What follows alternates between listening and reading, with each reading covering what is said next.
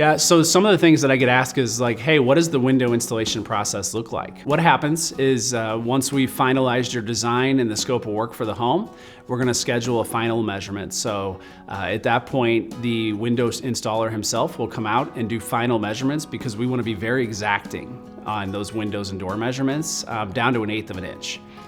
So they'll come out, it'll take a few minutes, they'll measure each and every window. They will confirm with you the style of the window, the grid pattern, to make sure it's exactly correct.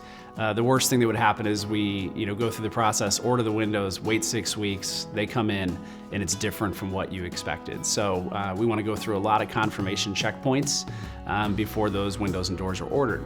Once they come in, we'll schedule with you to come out and do the install. Most homes, short of having a home that has 35, 40 windows, the windows are installed in 1 to 2 days. We'll go through, we lay down tarps in the house to make sure we're not tracking in dirt and things of that nature. All the installers wear the booties over their shoes, again, to make sure we're not tracking in dust and dirt and debris.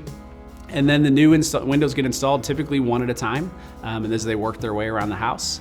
And then we obviously want to clean that area, clean the windows themselves, pull all the stickers, and then haul away all the old windows so that there's no remaining trash or debris from when before. And then so the idea is in 1 to 2 days, it's like we were never there, and then you can immediately start experiencing the performance of the windows with increased efficiency.